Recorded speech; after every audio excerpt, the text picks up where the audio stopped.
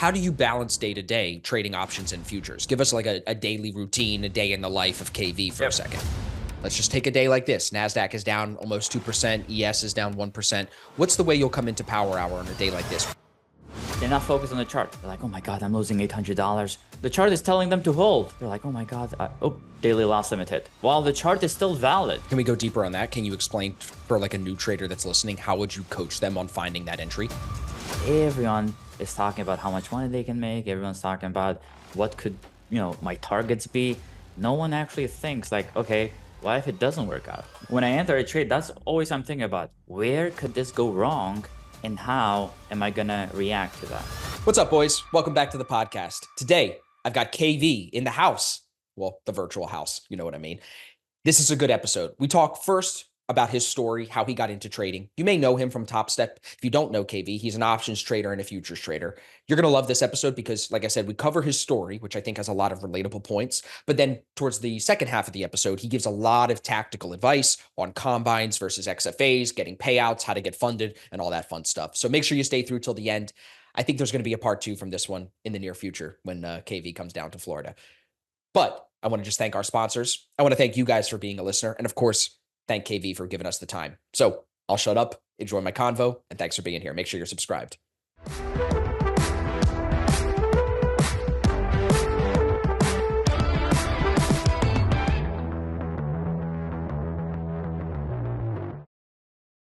The sponsor of today's episode is Top One Trader. If you've been a listener, you know Top One has been a sponsor for a while, and that's because they continue to deliver. And there's 2 factors that I think separate them from all the other CFD prop firms out there right now. Now, they are a top 30 firm, and if you look at all of the other top 30 firms, this is not happening anywhere else. Number 1, payouts in an hour or less, as fast as 8 minutes. It's crazy. It's like almost unbelievable. And also customer service that they actually answer your question when you hit the live chat in as quick as 60 seconds. Some of these firms, we won't mention names, take 2 weeks to get back to you. So when it comes to an industry that is very competitive, where you can get funded with so many different firms, you've got to find those standout features. All the challenges are basically the same price. All of the rules are basically the same. But where Top One separates themselves, like I said, is in payout speed and reliability and customer service. So if you're looking to get funded with CFDs, check out Top One Trader. Use the link down below or flying in above the screen. That'll save you some money. The code is ASFX. That's going to save you 30%. We appreciate them for being a sponsor. Now let's get back to the show. What's up, traders? Welcome back to the podcast. I got a very special guest in the building. Mr. KV is in the house. You guys may know him from Topstep. He's a frequent streamer on TopstepTV. But I think, KV, some of my audience may not know you. So I want to talk to you about your story today, how you got into trading. We'll talk a little bit about maybe economics across the entire globe, since I know you've been traveling a lot, as you said. A little less traveling now, but it's really good to have you on the show, brother. Thank you for the time. No, thanks for having me. I love these podcasts, especially with people like you, because there's a lot of value, right? We are trading every single day, but most of the time we're just in front of our screens, in front of the charts, right? So it's always good to connect with like-minded individuals. I'm a big believer in socializing with other traders as well, because no one is taking money from you, right? I mean, especially in this kind of space that we're in the retail space, there's enough money for everyone. So it shouldn't be much about competition either. It should be more about us helping each other grow and any way we can, right? Because there's money to be made. Like, that's 100% guaranteed there. 100%. I love that, bro. It's a great place to start. I've talked to people before who they say like you asked me at the beginning, you're like, how do you do all these podcasts? How do you find the time for it? And I said, honestly, I do it selfishly because I get value out of these conversations that impacts my own trading. And hopefully that helps me make more money. Now, the fact that we get to use the internet and share it with the whole world, that's just an added benefit. So I'm grateful for you, bro. I'm excited to chop it up with you. I know we trade a little bit similar. So I'm excited to kind of hear some differences and similarities between the way we trade. But let's go back first. I know you are younger than me. You're the young buck of the podcast. And I like the dynamic we got going on here with the red and the blue lights. This looks good. So tell us how you got started in trading, KV. And maybe if you could, in this story, sprinkle in when you met Topstep and how that kind of evolved as a relationship. 100%. So I got introduced to trading in 2013. I was still living in Albania. So I was born in Albania, kind of traveled back and forth from Albania to the US. But at that time, I was still living back there. Got introduced by a cousin of mine. We were still young. We were trying to find ways to make money online. Like, how can I make my first $100 online? It was that time that $100 felt like a lot of money. Not like Yep. today. It's just a grocery bag. Dude, you But step outside, you breathe the air, you spend yeah. $100 now. So we were just trying to find ways online. He got into e-commerce, right? He started a social media agency as well. It was like, you're good with numbers. Like my favorite subject was math, which again, it's not the favorite of a lot of people, but it was for me. I was like, okay, I'm good with numbers. Maybe let's see if I can do something with this, right? I wasn't gonna become a math teacher because that sounded too boring. Nothing against math teachers, but it just I wanted something that was more socializing as well and more fun. So I got into trading. Actually started with penny stocks. So I'm not sure why. I think the biggest reason was just because I didn't have much capital to start with. So I felt like that was the easiest place to start because penny stocks. I mean, I'm not sure if they're still around, but back then there were pink sheets, OTC, Yep. that's what I got into first. And I learned from people online. I learned from YouTube. I bought courses. I got into all of that, but just wasn't successful enough. I feel like the most money in terms of penny stocks is made on the shorting. And to be a successful short trader, you have to have a lot of capital because you have to go into now buying shares from the broker, and then Correct. you have to get into all of that. And there's not enough shares on some of these names either. So you need big capital. You need the relationship with the broker as well to be able to get those shares. And there's some stocks that are hard to borrow as well, so you can't even get into those. So I don't know. I had a tough time with penny stocks. So I was like, okay, maybe it's not for me. And then when I was in college, actually in a break in the library, I was just sitting, having charts open, still into penny stocks, right? And then there was two Asian guys next to me, and they're like, what are you doing there? I was like, I'm just, looking into these penny stocks. They're like, well, why penny stocks? Why are you not doing options? I was like, I didn't even know what options were. So Mm. they got introduced me to options, and I was like, okay, boom. That first day, I went into opening my first options account, and that's where I started my options journey. And I've been trading options for a little bit over 8 years now. That's kind of my bread and butter. That's where I found the most success, I would say. Not sure, just was it because I had already failed with many stocks first and I had more knowledge, or just I was more comfortable with the options and how they moved. Much easier to play the market both ways because you're just buying a call. If the market goes up, you're just buying a put if the market wants to come down, right? So it was a little bit more easier in that sense. I was trading big names and I'm still trading big names. With penny stocks, I had to start my analysis the night before. I had to do all of these kind of screeners and kind of look at what's pumping, what's not. So much work, right? So right now, like I wake up in the morning, it takes me about an hour to do my pre-market analysis because I'm trading usually the same names. I'm trading big names in the tech sector. I'm trading the indexes as well, S&P, NASDAQ, right? So I have a list of stocks which I trade, and I think it's gotten more comfortable because you get familiar with how these names move. And I have a lot of clients as well who just stick to the S&P, for example, and that's totally fine because you get familiar with how that moves, Sure. how the morning plays out, how the lunch session goes, and so on. So that's how I kind of started. And then a year ago, I got introduced to futures, not forex, to futures. Um, Very interesting because I was a big believer of just if you know how to do something, stick to it. Don't try to kind of trade everything. Crypto and Forex. I have like crypto long-term investments, but I never traded it because I felt like that was a whole different game.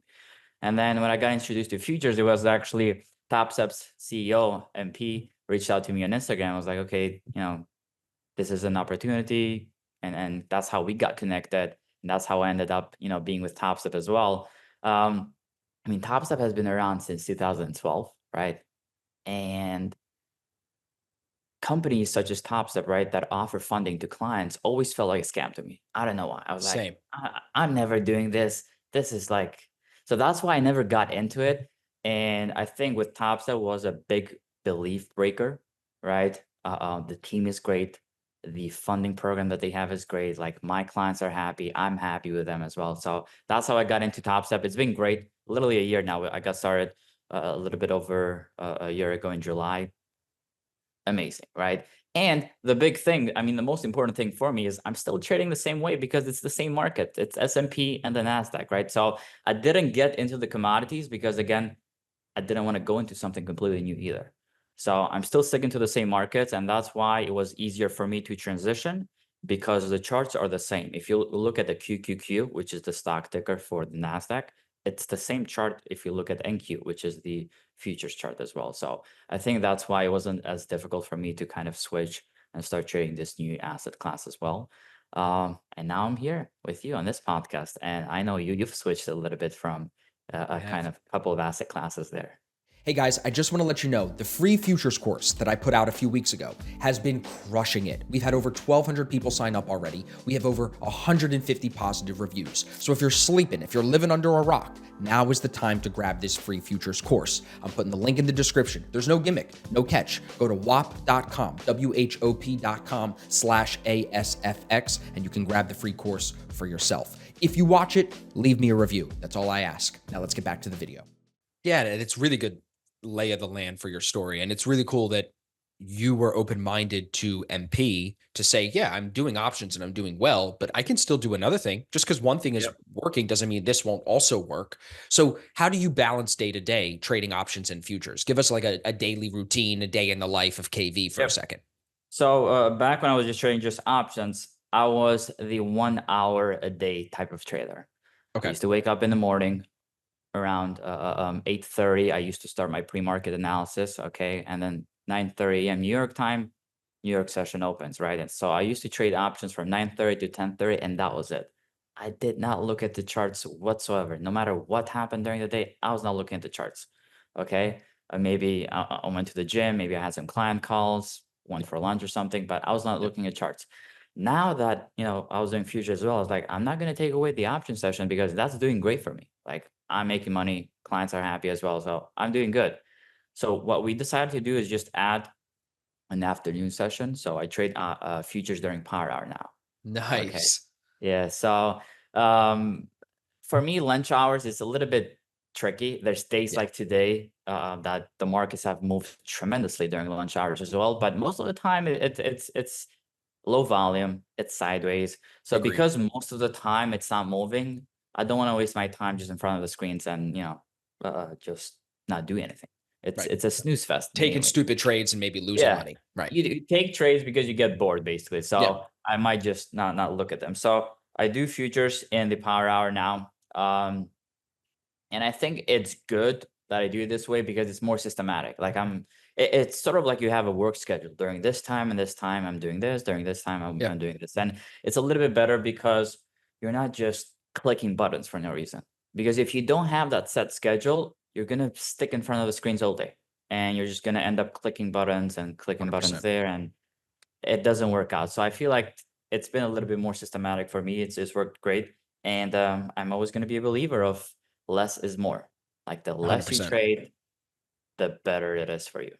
You know what? I had a guy just join our mentorship yesterday, and he tells me his biggest issue is over trading. And then he's in the chat this morning and he's asking questions that he's like, if your long setup isn't there, why wouldn't you just take it short? And I'm explaining to him. See, I know you and I know because we've coached. I've gotten that so many times.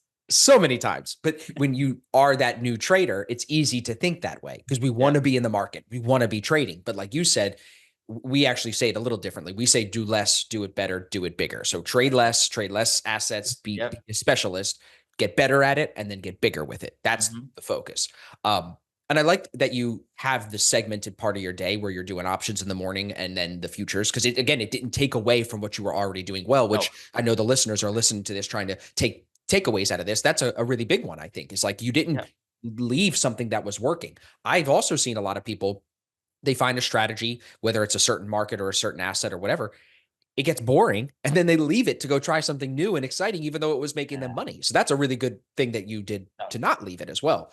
What do you do when you're trading both? Like, do you ever get stuck in an options trade and also have a futures trade that you might want to take? And then what if they go in like different directions potentially? Do you still take the opposite side? So I try to have my option trades closed before power hour. That's what I thought. If there's a scenario that I have a trade open, I'm mainly maybe part in that position. So if I have a full, position open on my options, I have scaled out a little bit, even before the morning session is over. So Yeah. with what I have left, I'm just gonna put a limit order there, and what happens happens. Basically, I put a bracket order. So I don't want attention to be taken away from me. That's how I used to be. Even when I was just trading options, I never opened a second trade at the same time without partially closing the first one. Okay, Okay, so explain that. basically, yeah, so basically, if I am in a trade in options and I'm 100% in that trade, I'm not going to open a second one, even if an opportunity is there. I Because all need to your make, size is in that one trade. yeah, so and then all my focus is there as well. I don't want to switch focus as well. So I need to make a first trim. So I need to scale out a little bit of that first position to be able to open that second trade. So I feel more comfortable because again, there's people that have 10 positions open at once, and Yeah. what works for them works. But for me, this is the way that I've kind of seen my success, basically. Simple. Keep it simple. Yep. Not distract yourself. And if you know what you're looking for, you have positioned yourself correctly where that one trade could be it for the day. Yeah. Like, why And do I then need 10 positions? And then if futures comes in power hour and you find an opportunity to come in and do some more damage, cool. Separate market, separate thing, It's separate totally separate. accounts. It's Put the focus completely away. separate. That's why, Close and the book. even people that I recommend, futures to on right now, especially people that are already doing options or a different asset class, right? You don't have to kind of stop what you're doing, right? You just No. this is an addition. Yeah. This is an addition to what you're already doing. And if you're doing it correctly, it brings in a second stream of income at the same time. Okay. Good. Love that answer. Really good answer. Who have been some of the influences in your trading? Options Uh, and futures, other than MP pulling you over to Topstep. Anyone that you could name or any books that you could recommend? I always like to ask this because sometimes our listeners want to take a recommendation of someone to go check out or a book to check out. Anything that stands out in your mind? yeah. So in terms of book, I have had mixed feelings about books because they're good, but they don't have any action steps. They're very Okay. cliche in a way, right? They're Yeah. very So vague, very I hit the would recommend, buzzwords.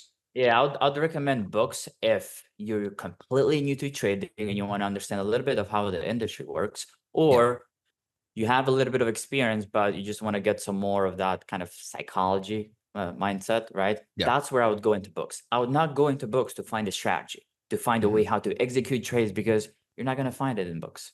And I thought I was going to find it in books.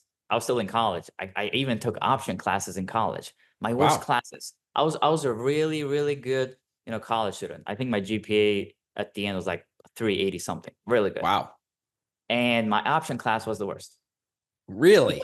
Because all it had was just equations, Black-Scholes formula. It had nothing to do with what we do on a daily basis. So I came in with like complete different expectations. So, and I went with those expectations reading books as well. You have Yeah. all these great books and you go into it and there's no action steps. So I feel like that's missing.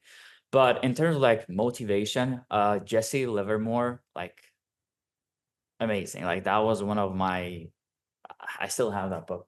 Yeah, up there. Really, really good. It's a short read as well compared to like something like The Intelligent Investor, but Right. still Livermore, like Reminiscences of a Stock Operator, like just Classic.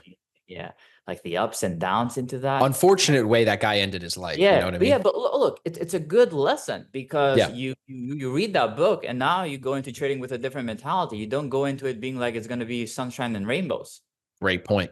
Great right? point. For So those of you that are listening, that here, tell them the end of the story. Just give them the cliff notes for those that don't know the book yet. is no, I mean, there's a lot of ups and downs where he's making millions, he's Yep. losing it all, he's making millions, he's losing it all, and he just dies at the end. Remind me of this. I think he kills himself, He kills himself, and I think he's broke.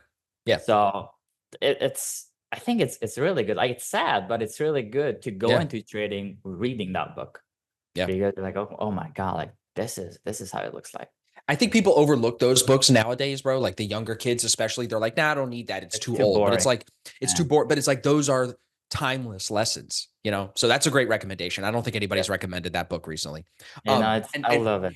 I in love your it. options comment, what's funny about that? Similar when I was in college. So I dropped out. I didn't graduate. I finished 3 years and then I left. When I was in I was trying to get a business degree and I couldn't pass accounting 101. I wasn't giving it enough effort. I wanted to take finance classes, but you had to get through accounting. So I can't get through accounting. So then I changed majors to communications. Clearly, communications is not a weakness of me. You know, I have other Yeah. weaknesses. I can't dunk a basketball, right? I got other weaknesses, but communications, not one of them. Well, in the communications class, like how you said options was tough for you, I sucked at the communications class, bro. It's all this theory and all this old stuff. It's nothing about, other than the public speaking class, everything else is useless. So I could totally relate. I'm sure there's many listeners that can relate. I kind of partially think college is changing a little bit now with everybody working online, more learning online. People are getting away from college and trying to get like practical practice It's with look, someone who has more experience. You know what I mean? it depends what your goals in life Of course. are, right? So like during college, my goals were completely different. Like when I got into business school, all of what kind of our targets was to get into investment banking, to get into sales and trading, right? That was the goal. And I worked my ass off to get there, right? So I spent, oh my God, I mean, so much time. Like people think about spending time learning about trading and they want to make it work in a few months. Like I spent 3 years in college networking with people just Right. to get one yes. Like Right. that's how crazy it was. Like Right. I don't use LinkedIn anymore, but I mean, the people watching can search me on LinkedIn. I have like probably 800 plus connections because I was networking the hell out of this just to get that one yes. Because I Yeah. came here in New York. My parents didn't come from a financial background. My dad wasn't working for a hedge fund, so I didn't have someone to find that. And everyone was telling me only 1% of people get an investment banking job. I was like, I mean, it's possible. So let me just try it, right? Because it's 1%, it's still possible. Yeah. And I got that yes, right? So I got a job in sales and trading. I was in an equities desk. Okay. And that's where I kind of got a little bit of institutional experience, but I got that yes after 3 years of crazy work. And just to talk a little bit about, the journey as well. Um, During those years, as I was kind of trying to get that yes myself, I was also helping people in the meantime. I was running the largest finance organization back in college, and I was doing stock pitches every week. I was helping people Wow. land investment banking jobs. Like I was literally doing this and not getting paid from it. I was just doing it because I felt great doing it. Like I was running the organization and I was jumping on presentations every week. I didn't have to because we had many other people in the board that could do the presentations, we did market updates, we did some finance knowledge, and we did a stock pitch every single week, every Friday. And then we invited someone from the outside world as well, maybe a VP from Morgan Stanley, maybe someone from Goldman Sachs, just to talk and come. So I was doing that every single week, right? And people come into trading and are like, oh my God, I'm going to get rich tomorrow. Like, oh my, just They don't understand what it takes. And I think it's that is, it's good to hear that in your background. It shows the level of determination that you have to fight through all the objectivity to get that yes. Do if it's you miss, possible. do you miss the institutional side at all? Um, Look, Come on, tell me, do you miss putting on the suit and tie every day and sitting at the Look, cubicle? oh my God, if I show you my closet, I have like all the tie colors. I have black, I Of have course. blue, Of course. I have everything. Um, I miss it sometimes and I don't miss it, most of the time Yeah. because look, the biggest downside to that was the working hours. Okay, so everyone you had to be on their Bloomberg terminals at 5:30. Yep. Okay, if you had to commute, you'd have to wake up at like 4 because you're gonna get ready. You're gonna shave. We had to shave. I couldn't even keep a beard, so I had Yep. to shave Yep. because especially the years that you're starting in, yeah, you gotta look good. You gotta look good. You gotta be Yeah, you gotta presentable. Yeah. You impress, gotta yeah. fit the mold. So I Yep. gotta shave every morning, put a suit, commute, and then you would be there until 5:30 p.m. Okay, because now you're a newcomer as well. You have to be the last one to leave. You can't leave Right. before everyone else, right? No, So of course not. I had to wait for everyone else to leave as well. And now, if there was an IPO happening the other day, now we had to be until 7 or 9 p.m. because now we had to, talk with clients and Dude, you might as well sleep at the office. so it was crazy in terms of the It's hours. crazy. I was getting paid 6 figures out of college. I was happy. I was like, oh my God, I got this, But no life. If the life was done and if you divided the hours that I was working it was just like crazy. Right. There is opportunity for growth, sure. Oh, Right. yeah. I have many friends from college who continued, either went to private equity, either stayed with investment banking right along the way. But going back to what we started to talk at the beginning, it's about what type of lifestyle you want, right? I'd always recommend people continue that investment banking, sales and trading, because the type of connections you get and the type of kind of, I don't know, experience, like, well, funny as well. All my desk was ex Lehman Brothers. Really? They were all people who, during the Lehman Brother crisis in 2008, they survived and they went Wow. on to build desks at other companies. So Wow. they were all like, my managing director woke up at like 3 a.m. every morning. He used to be on Bloomberg Terminal at 3 a.m. every morning while no one was there. Like, that's how hardcore he was. No one, I mean, he used to, it was crazy. But you know, So that's how cutthroat the industry is. I think people yeah, forget it's America does not export many things. America does not have many things where, like, we don't yeah, grow a lot of avocados and sell avocados. yes, We have two things. We have tech and we have Wall Street. That's what America yep. does. Those are the two It's industries that are going to be most competitive, most cutthroat, you know? it's crazy, right? So for the experience, yes, right. So I was under a vice president of the team there.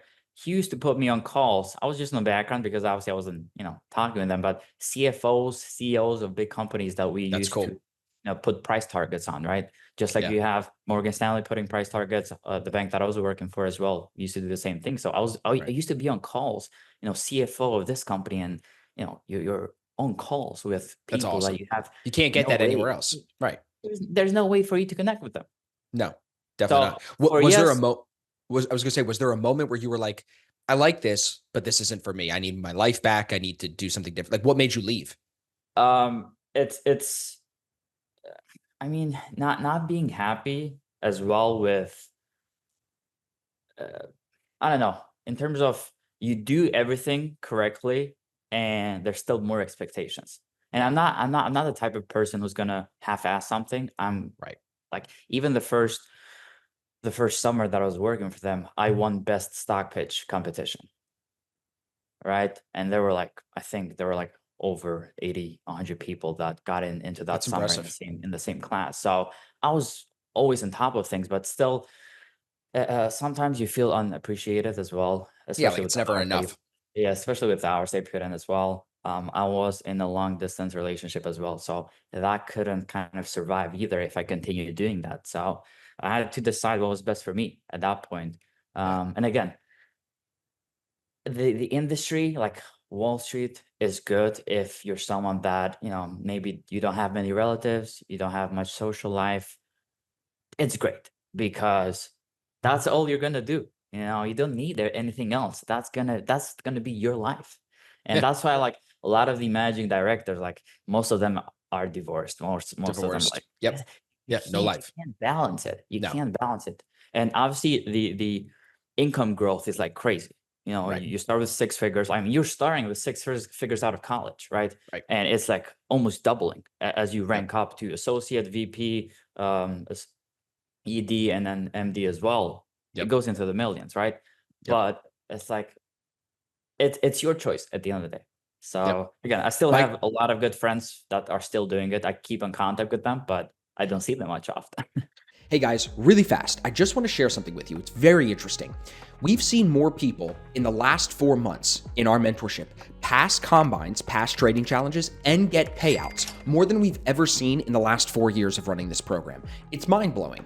So something is going on, whether the markets are changing, the prop firm challenges are getting easier, our coaching ability is getting better, the environment of being in a group of like-minded traders is feeding people to grow faster. I think it's a culmination of all of those things put together, but the Black Shirt Club is popping. If you don't know what the Black Shirt Club is, this is our private mentorship group. I'm going to put a link in the description for you guys to check that out, and I'll also put a link there for you to book a call with me. If you're looking for someone that's going to hold your hand and help you not only pass a funding challenge, but see your first payout, book a call with me and let's see if you'd be a good fit. We don't bring everybody into the Black Shirt Club.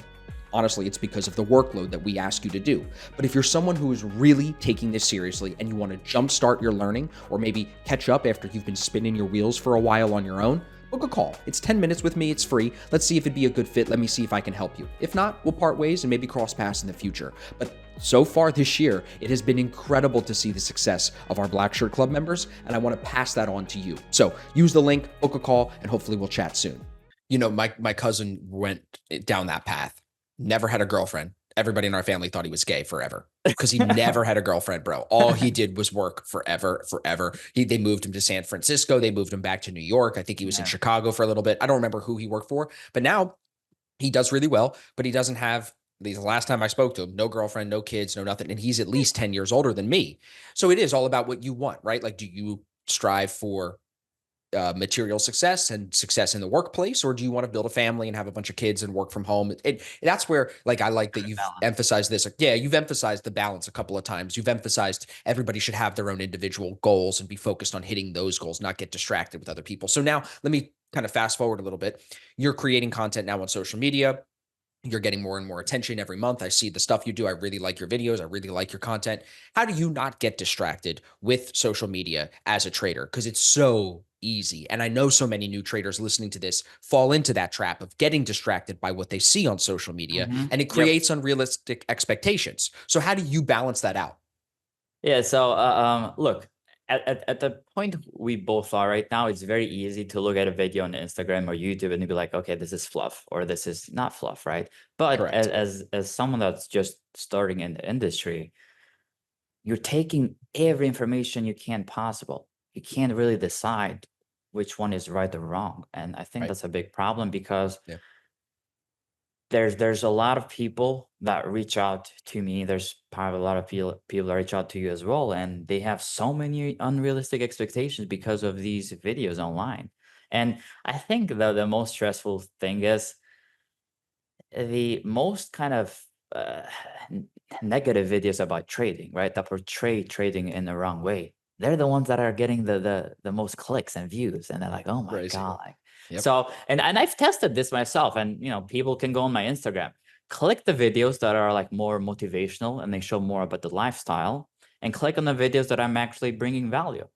I have videos for lifestyle in the millions, right? Yep. And the Yep. ones that I'm bringing value, maybe like 5,000, ten That's thousand it. views. Yep. So I'm confused. I'm confused in a way where, do people actually want to make this work, or do people Just want to be just, entertained. yeah, it's like they want that dopamine hit, That's they're like, all. oh my God, and it fades away. You know what I think about it, bro? Oh, Because I've had the same thought myself. I wonder if maybe guys like you and me, we're trying to bring the value on the wrong platform.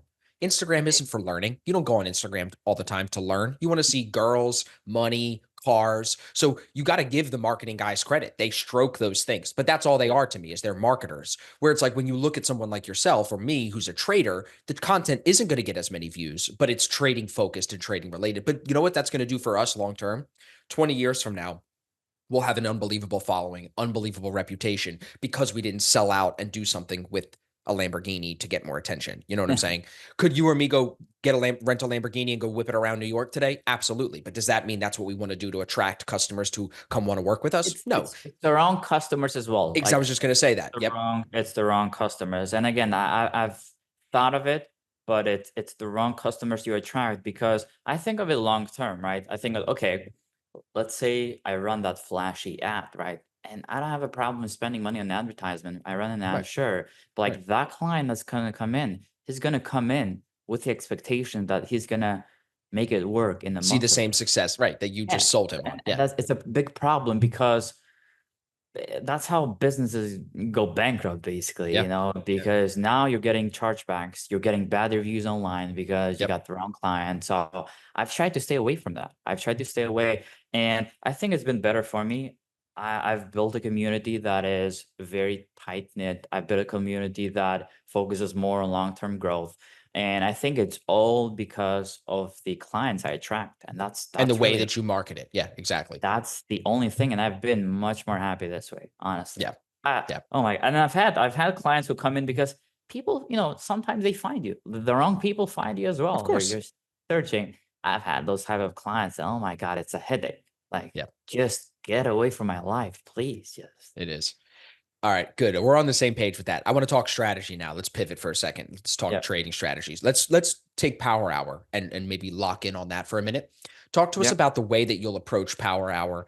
Let's just take a day like this. NASDAQ is down almost 2%. ES is down 1%. What's the way you'll come into Power Hour on a day like this? What's the focus? Are you looking at a VWAP first? Are you looking at an average true range? Kind of give us like your approach to trading Power Yeah, Hour. so in days like this, it's definitely tough because a lot of those things go out of the equation. Like if I'm looking at the NASDAQ right now, it's moved 1.7 of the average true range, right? So it's overextended on the day. Yeah. It's out there. Now, does that mean that it can't come down even further? Not necessarily, because right, it's shown that it can come above the average true range. So it's a little bit tough in these scenarios, because here's what happens, right? You're past the average true range, okay? So taking a short, not necessarily a good idea, okay? And then if you're trying to catch a reversal, you're below the daily view up, so not You're fighting that necessarily a good trend. idea Yep. either, right? So all of the trades in scenarios like this have to be taken with less size, okay? That's always my recommendation. And since I size down a little bit better, I kind of can accommodate a little bit for these kind of checklists that I can't check off the box, right? Because I'm going against some of the rules, right?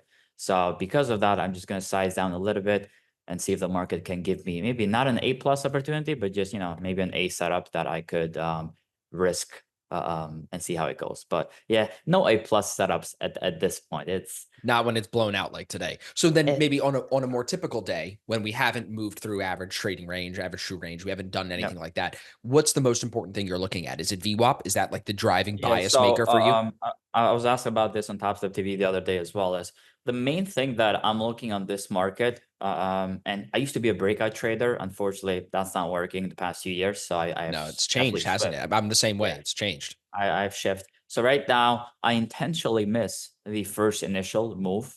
Okay, so I wait for that trend to form, whether it's to the upside or the downside, doesn't really matter. But I want a trend to be there. Like I need to recognize a trend. And I'm just going to wait for that pullback to my key zone, which is going to be compromised, whether it's an anchored view up, whether it's a daily view up, whether it's just a support or the resistance area that we have there. The more confluence I get, the better. And I'm just focusing on that. It's just view up and support and demand. I mean, support and resistance, nothing else. I used to have moving averages on my charts. I used to have Me a too. lot of things. Yeah, Yep. it's again, we talked about this earlier. For some people, it works great, right? It just I have not seen the type of success that I'm seeing right now with this current system, right? It just gives you the better entry points, and I feel like in this market, with the violent moves that we get sometimes out of nowhere, the entries really matter. Yeah. So for me, it's more about finding a system that the entries are better compared to like how the trade is managed, because how the trade is managed, that's going to come down to you. Like there's not any system in the world that shows you how a trade is managed, right? But finding an entry that is good in terms of risk management, that's what you need to find as a trader. And I think Can I we found that. So can we go deeper on that? Can you explain for like a new trader that's listening, how would you coach them on finding that entry? so I like to put it this way. The entry should be a place where it's very close to your invalidation area. So an invalidation area basically is a area on your chart. It could be a zone, it could be a level, it could be a moving average if you use moving averages, that you're like, okay, if you're on the long, if it drops below this area, I will be out of this position because it would be too dumb for me to stay in this Just position if it drops so below you're this almost area. looking for cheap trades in that sense, how they Yes, call it on Topstep, correct. right? Cheap Yeah, trade where yeah, if I'm cheap wrong, trade. I know fast. Yeah, I'm not taking the cheap trades that are trying to catch a day Top high or a rejection. bottom. Right. Yeah. No, Yes. I don't like those. Sometimes I might hop on a trade like that, but it's not my cup of tea. I'm So waiting would you for the consider, pullback. would it be something Right. like a breakout, a retest of a key level, trying to Correct. get the entry That's to the right. key level as close as Mhm. possible where the stop would be tight? If it continues That's to right. break that key level, you're out. Correct. Correct. That's what's worked out the best. Love that. And it just comes down to you finding those key areas, right? Because there's many pullbacks that a trade does on an uptrend, right? And not every one of those pullbacks is good. So it needs to be steep enough for me to actually, enter with confidence, because there's sometimes it pulls back a little bit and it comes back up. I prefer not to trade it. I rather miss the trend than enter something prematurely, because if I do that, then I'm I don't know. Always what I think about is what could go wrong. When I made the switch from options, or switch when I added futures to options as well, the first kind of tools that I kind of developed, and I'm big on tool building as well, was just risk management. I was like, okay, how much am I risking? How many contracts I should open? And that's kind of the kind of tools that I started building just on the downside, because everyone is talking about how much money they can make. Everyone's talking about what could, my targets be. No one actually thinks like, okay, what if it doesn't work out? So when I enter a trade, that's always I'm thinking about, where could this go wrong and how am I gonna react to that? It's a great point. Risk That's first. that's Risk the first. first thing you think about. Yeah.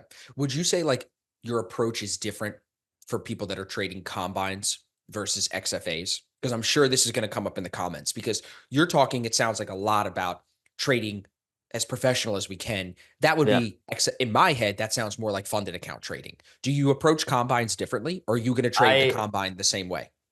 Look, I advise to approach the combine the same way, because you go with that same mentality on the funded account as well. Of course. Okay. But Now, I know what you're going to say. Go ahead. yeah. But there are times where you get into that gambling mentality. You're like, okay, let me just try and pass this combine really quickly. Well, right? especially when you can afford to lose it, or Yeah, you if get a you can free afford to reset or lose. something. You're Correct. not here to trade combines. We're Yep. here to trade funded accounts. Yes, but the problem is, if you're new to the industry, you start with that type of trading now, because like, let's take Topstep for example. You open a 50K combine, right? Mhm. You got to make 1,500 2 days in a row, right, to pass that very quickly. Okay. Now you go into the funded account and you're trying to make the same amount of money. Now you're trying to make It's not pop. 1,500 every day. Oh, but they limit your contracts too when you get to the Yeah, funded account. So that it's as very well. hard too. But that I think is a good thing. I'm glad that they do that for the No, guys that do try. it's a good thing. Yeah, the rules Yeah. are there for a reason, and I like them. Yeah. But the mentality that people go on now, they're trying to make $1,500 every single day on the funded No, account. no. You got to be able to wear a different hat if you're going to do it that way. What do you Yeah. think is the most important goal for somebody when they do get the funded account? Should it be to get those $200 days, just stack Yes. green? Like, what's your approach Yeah, there? my first recommendation is switch to micros, okay, and try to build them some cushion, before you do anything, crazy. A lot of people can't do that. They feel like it's a disgrace to switch to micros. It's not, especially in the market we're in right now. There's enough volatility for you to be trading micros and for you to make 100%. that $200. Like, you can make that $200 a day, and accumulate those 5 days very quickly, even with micros. I've Yeah. seen people do it. I've seen it. And Yep. it helps a lot, because now you're actually following the chart. Because a lot of people who trade minis, especially on a 50K combine, which, sometimes it's tough with the volatility. Oh yeah, you'll hit max daily loss. Their P&L is like guiding them. They're like puppets of their P&L. Okay. They're not focused on the chart. They're like, oh my God, I'm losing $800. The chart is telling them to hold. They're like, oh my God, daily loss limit hit. While the chart is still valid. Like, it's completely heavy. valid. Yep. Yeah, it's just too leveraged, right? So leveraged. switching to micros, you become a good trader because you look at the chart. You see what the chart is telling you. And I think that's how good traders develop, not, being puppets of their P&L. Are you in a live account with Topstep, or are you XFAs? XFAs. I have multiple XFAs right now, not a live account though. Same. So what are your thoughts on, like, now this is maybe something that the listeners are shooting for. Maybe it's something you and me are more focused on. I'm in profit on 4 XFAs right now. I could take payouts on all 4, but I'm trying to grow them bigger and trying to get myself on the leaderboard, trying to get myself up there with Nick and the other guys, get some bragging rights. What's your approach to the guys like us that are, hey, you're funded, you're in a position for payouts? Should we be taking payouts every month, do you think? Because you've been trading with them for a year. I only started in February, March, so I'm still kind of new. Give me some advice. Look, it depends what the funded accounts role is in your kind of life or income streams, right? Because I was already trading options for 8 years, like options, even to this day, still is my main stream. It's your money maker. This is like a side thing. It's been a side thing, and I think that's been a problem as well, because I haven't dedicated as much attention, not taking it as serious, right? as I would like, right? I'm passing combines. I have like funded accounts there, but it's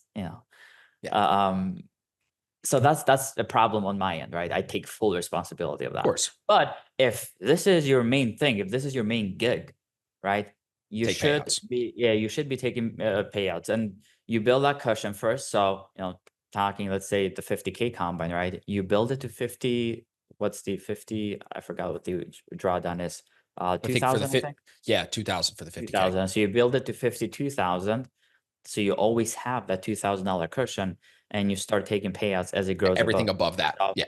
but the way I recommend it is always grow it to plus 1,000 first. So 53, take that first $1,000 payout and spend it on yourself. Okay. Because that's where things get real. You know, boom, you take that first $1,000 payout, it hits your bank. You're like, oh my God, this is real money. Because that's a problem with a lot of traders. And it was a problem with 100%. me as well. When I first started these combines, it was like, it's fake money, it's whatever. Let me just click buttons here, click buttons there. Right. But it's a problem because you're just stuck there, and not understanding that it could potentially lead to it paying your bills. Yeah. Right. So, And what's on the take other that side of first. that? If you don't take Yeah. the payout, you give it back. You had money that you could have gotten paid out, Mhm. and now you Yep. gave it back. So Yeah, that's even that's almost right. more a kick in the balls. So again, taking that first $1,000 payout, I think it's good. It's good for your psychology as well, because like boom, shit gets real. And you go from there. And Bro, I got a guy try. that took the first $1,000, took it out and got it into his bank account, took $1,000 out in ones and put the stack of ones on his desk. And now he's like, that's my It's goal every day is hit that 1,000. And he's it's trading a couple of different XFAs. So it's cool. Everybody has different motivations. Some people you might spend it gotta. on strippers and cocaine. Somebody might put it on their desk, whatever you want to do. You know what I I don't mean? know. Maybe the girls can buy, a designer bag or something. So Exactly. Hey, there you go. it's Exactly. it's maybe a trip. I mean, look, there's people, especially in the economy we're living in right now, and there's people that can take a holiday. They can take their family on a nice vacation. So doing that, you know, with that first payout is really good. I got Huge. baffled by this. I was at the gas station the other day, and I'm in New York, right? So Mhm. I was at the gas station. I don't know. I just couldn't figure out how to, I don't know, this new system or whatever. I was like, why is this not just working? I had to put a dollar amount first, how much money I would have to put into my gas tank, and then click. I just wanted to fill in the whole tank. And the guy came up to me, the worker that was, they're like, so we've changed it this way now because people don't fill up their tanks anymore. They just want to put in maybe like $10, $5, $20. $10. Yeah, and that was like a That's that's just shocking, bro. I haven't heard that. That's crazy. And I was like, oh my, I was like, how do I make this work so I can fill in the whole tank? It was like, okay, Right. let me just, Because you don't know exactly how much it's going to be to fill the I don't tank. The know. gas prices change. You're right. Yeah, I don't know. So it was like he did something there and I filled the whole tank, but that was just mind blowing to me. And that's the economy we're living in right now. So this is a great opportunity, especially, I mean, the people that I've recommended this to have been people that have not much capital to start with or are completely fresh traders, right? Do this because again, you have a 2,000 drawdown on 50K account. I'd rather you lose $49 than $2,000. I mean, I lost 100%. a little bit over 15,000 with like penny stocks and options back when I started of my own money. Right. I could have, I don't know how many combines that Bro, is, but I lost over almost 50 in the first year oh and a my half. God. Yep. I mean, Yep. imagine how many combines that is. And I was the same way. Like FTMO was out back then. So was Topstep. I didn't know anything about it. I was Yeah, super they were. skeptical. I was like, oh, no way is they going to fund me. No way. Well, now here we are, basically everybody. But I have a lot of guys now, and I'm sure you do as well. They're taking these payouts, putting it into a personal account, and now they're That's trading their good. own money too. I recommend that as well. I Yeah. recommend that as well. That's Yeah. you keep. I mean, kind of the three kind of steps that I recommend clients is if you can't start with your own personal account first, whether that be options or whatever, you start with the futures, and that's kind of the first step. You build up your personal capital. That's the second step, and the third step is at least what I've done with my profits month over month. Put them into long-term investments. Like Same. every profit that I have at the end of the month, it just goes into long-term. And What do you like buying? Apple? people, I'm mainly buying VOO, so the Yeah. Vanguard S&P.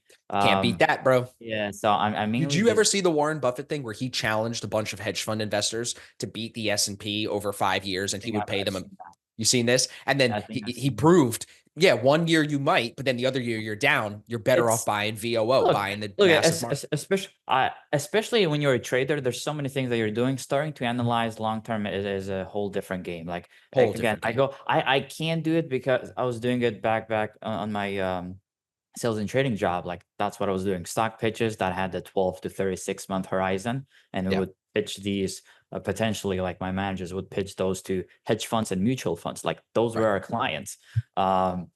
I can do that analysis. It takes a while to do it Of just for course. one stock. Like Right. you're doing spreadsheets, you're doing comp analysis, you're doing if you can the If you know what you're doing, like you do. A lot of people aren't doing yeah, that. yeah, if you know what you're doing as well. So there's a big process. You have to read all the pages on the 10K, for example, and look at all the risks in there, and look at what the company look at, and listen to the investor relation calls. And it's not as easy as a chart. Like a chart is completely different. So again, I could do it. It's just I don't have the time right now to sit and do that full analysis, because I need to do that full analysis for me to feel confident in investing into that for long term. It's not as 100%. easy as, just okay, analyst ratings are this much, let me just try it. No, especially those ratings are, it's another story. But just putting that into long-term investments, if you can, just S&P, right? As much money as you can, right? You're like, oh, how much should I start with, right? Even if you're completely just any profit that you have at the end of the month, right? Anything that you can save up. I always restart myself. Like if I start with 20,000 at my personal account at the beginning of the month, if I have 30,000, all of it goes to my long-term investments after expenses and all that. It's Have you just a way to keep the money flowing. have you looked into whole life insurance for yourself and your girl yet? I have not actually, no. Okay. So I used to sell life insurance. This was what I did when I got into Yeah, finance. Yep. If you look into this, check out any whole life policy, not whole term, life. whole life, Okay. because you'll build up cash value. I bought one for my son. So I put a good amount of money into that every year. I pay for it twice a year for him, and my wife and I have it as well. And it builds up cash value. The cash value that policy builds is there is a guarantee rate. And if you buy an indexed policy, you can actually make more on the cash value. That becomes basically your own bank. So the policy I bought my son, when he's 18, he'll have roughly $200,000 to $300,000. He can take it all tax free, Yep. or he can loan against it and pay Um, himself back at like 2 to 3, 4%, which is way better than a bank. yeah, much This is better. what, if there's a book called What Would the Rockefellers Do? And this is where I got this guy, Garrett Gunderson. He was the one that put me on to this idea. Big, wealthy families would do this, where they would buy a bunch of life insurance on all of their family members. And when people would die, the death benefit would roll into a trust, and then they would keep the money within the family. So you're right. The long-term stock and purchasing of assets is important. But I think, because you're a little younger than me, I should have done it sooner. And when you have a kid, you'll definitely want to do it because it's cheap for the Yeah. kid and he'll thank you. It's So that's another way where you can Yep. get into a financial vehicle, be saving for the long term, be thinking for the long term, but then still come over here and do the day trading stuff that we all like to do. So I totally agree with you that the VOO is great, but buying the big names is great. If you know what you're doing with the investing stuff, which is, to me, guys like you and me, if you're under 40, under 50, just buy and leave it alone. Just don't sell. You know what I mean? Just don't sell. Yeah. That's Don't I know. look at it. Don't Don't look look at it. at it. You'll thank yourself, dude. You want to? I tell this story sometimes, but just real quick. My first stock purchase ever was Apple when I was 14. My dad we put like $1,100 into it for my bar mitzvah. That 4 or 5 years later, when I bought my first car at 17, that was what I used. All that money, I sold all the stock and I bought my first Jetta, brand new. It was really nice. Well, bro, I could buy 7,000 Jettas for what you know what I mean? Because that stock would be worth $700,000 or so right now. Depends Yeah. exactly. Right. So if you just hold assets for the long term, guys like us normally will end up okay. So I really like that advice. And then I'll give you a little advice there. Check out the whole life Yeah, no, stuff. I'm gonna check it out. I'm not look because I wasn't grown with all of this, right? Yeah. And it's a problem with all Europe. It's a Of problem course. with all Europe. They're not Yeah. even They're not I financially savvy. they're not. Like I have relatives in the UK, as I They mentioned. still One of stuff them is money in their mattress, right? look. I have one that's very big in real estate, like very very big in real estate. He didn't even know what the stock market is. Oh my So gosh. Isn't that yeah, so it's crazy, like bro?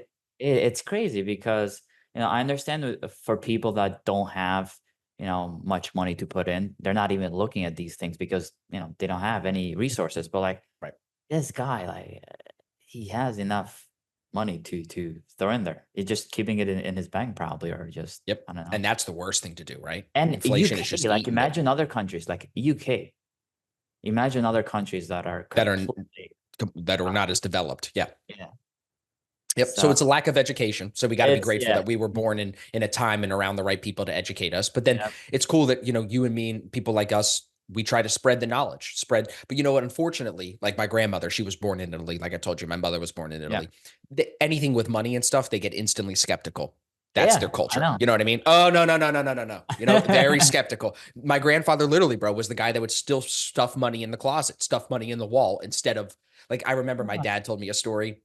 He helped my grandfather take money out of an annuity that he had from his pension for fighting in the Italian military, took that money, and my dad helped him invest it into some stocks. He sold it within 2 weeks because it went down in 2 weeks, and he was like, I can't take it. So it's like the mindset is not even there for those people yet. So we got to keep spreading our knowledge, keep spreading our value. But listen, KV, this has been a fantastic podcast. I took a ton of notes, bro. Look, I got all these fucking Oh notes. my So God. this is going to be great. The clips are going to be awesome.